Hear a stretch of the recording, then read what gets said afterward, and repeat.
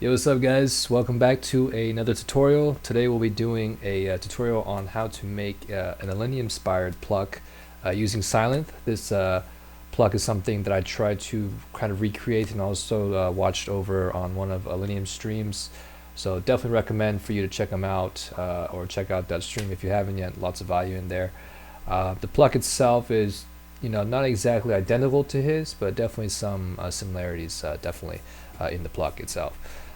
So I guess I'll go ahead and preview or show you what the pluck sounds like by itself, and then also kind of give you some context with a build up to drop.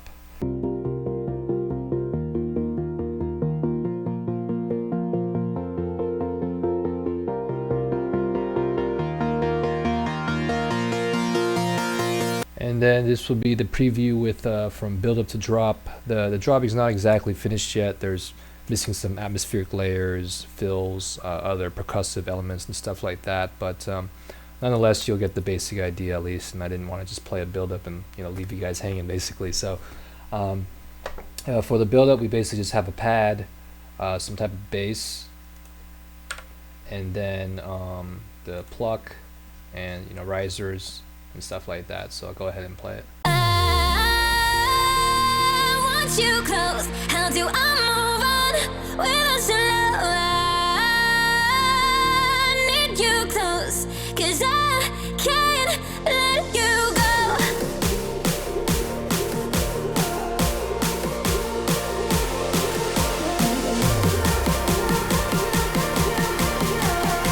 'Cause I can't let you go.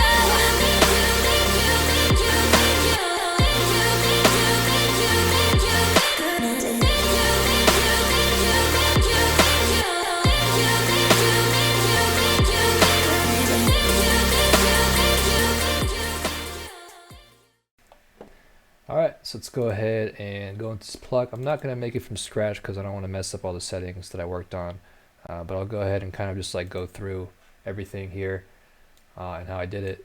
So part A, let me actually cut back to where it starts. There you go.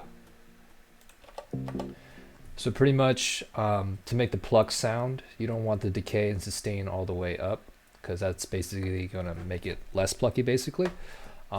If you think about like a more visual aspect, if you look at like the way that a pluck, the shape that like it kind of looks like in Serum, that's essentially the same shape that we're making here with the cutoff A, B and stuff like that. And as well as this will make it a bit more pluckier for envelope A and so forth for part B. But yeah, basically this is the settings for the part A. And also just there's actually a little bit of attack here too. That way there's less, this basically helps with the click a little bit, as well as the reverse too.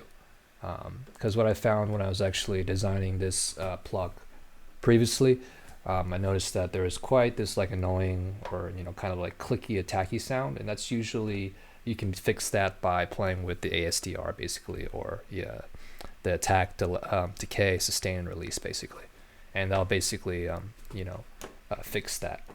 But yeah, so pretty much the first oscillator, we have a saw wave. It's pretty simple actually.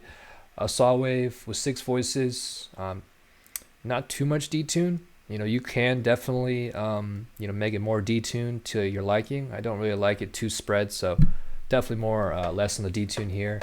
There's also a stereo effect, one panning to the left and one panning to the right here.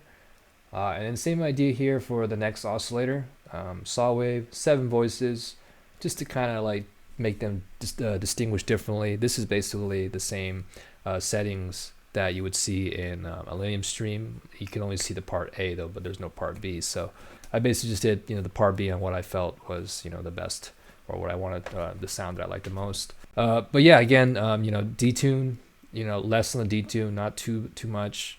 That's really about it for that. And then we have the cutoff to around there, 7 I guess. A little bit of drive too, just to basically make it a bit louder or fatter if you will. And then cutoff is to around, not exactly all the way down, but that basically gives it more of a pluck. The more that you open it basically, the less the more basically the more open it will be basically. And then there's actually a bit of on the key track. I'm not entirely sure what this does just yet, but there was a little bit on Illenium, so I just did it as well.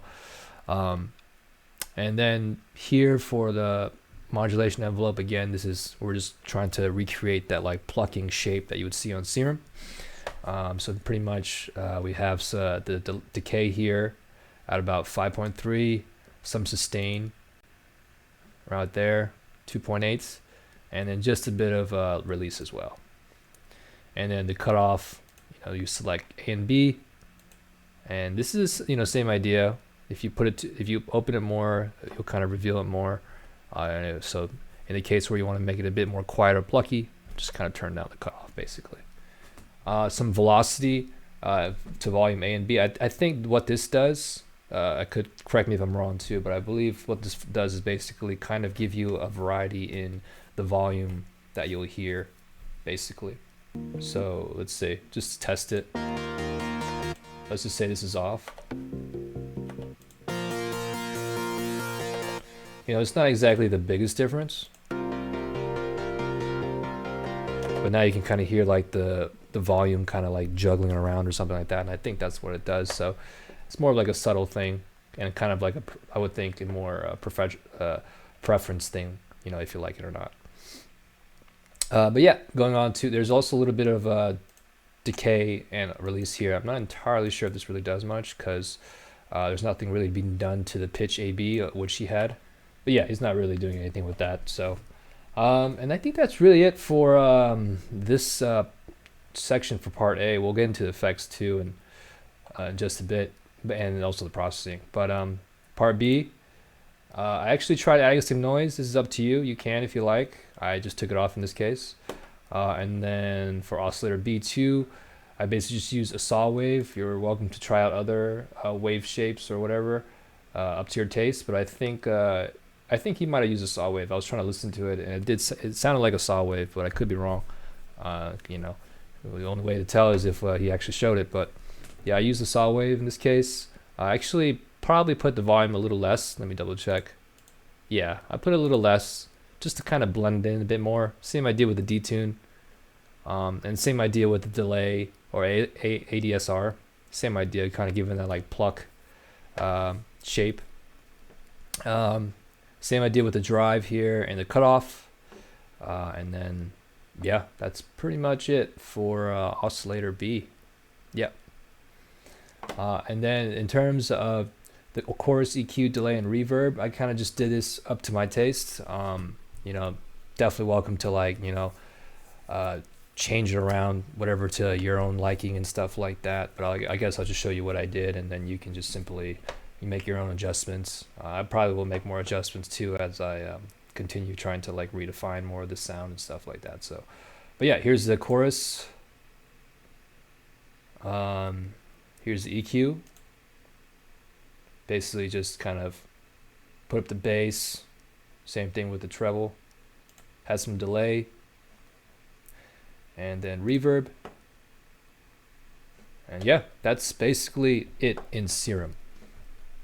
Oh yeah, and then also you can ignore these here. But basically I have some automation on the decay on envelope A, and then also some on the sustain as well. It basically just goes all the way up,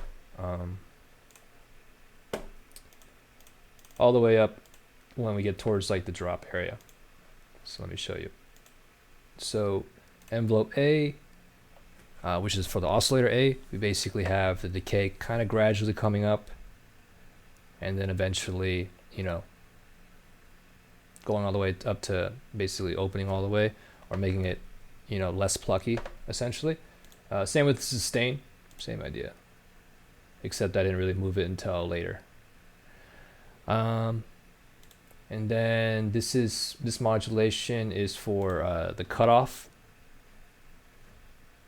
for both oscillator A and B. This would be this, equivalent to that. And then there's also some modulation on the cutoff filter, which should be enabled.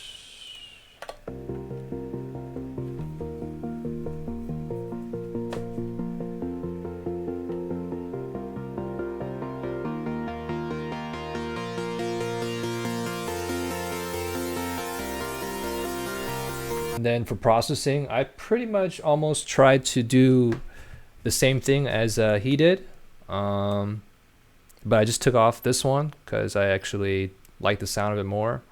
But essentially, the reason why I think at least the reason why he has multiple EQs is probably because he's looking to make it a certain sound, or he's kind of like EQing certain frequencies that he doesn't like. I would think that's the only reason why he would have all these EQs. It's mainly probably just to get like a certain sound that he wants. So this would be with the first EQ.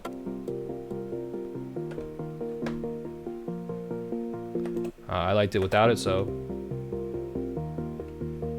kind of give a bit more bass, basically.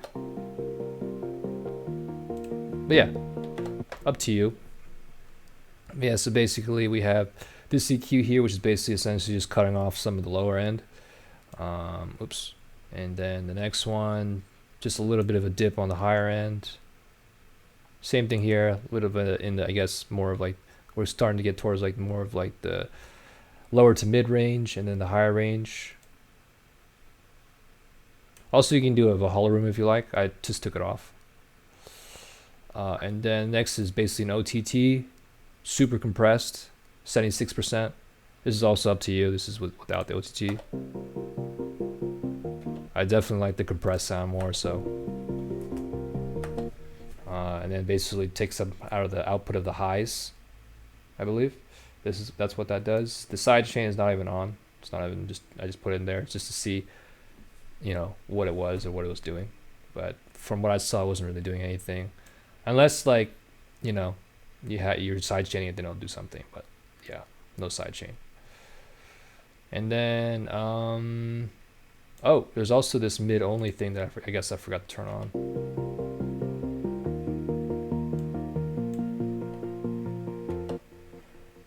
Basically, I think that just makes some gain reduction from the OTT, because sometimes I think when you compress things, you can lose some volume. And then another EQ, same idea. And then another EQ. I honestly think he's probably doing this because he wants to get rid of certain frequencies, or is looking to make his pluck a certain sound.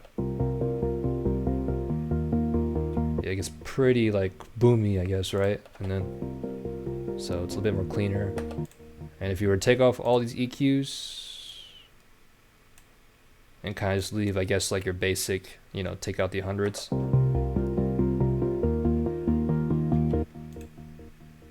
And I would think the reason why he uses multiple EQs rather than just one and doing it all is, I think, and I could be wrong because I'm always speculating because, you know, I don't know exactly what he's doing or what's going on his mind, but I think the reason why he's doing that is because you can't really get the same effect using one EQ, you know, similar to how he would do his compressors with sidechaining. He uses like 3.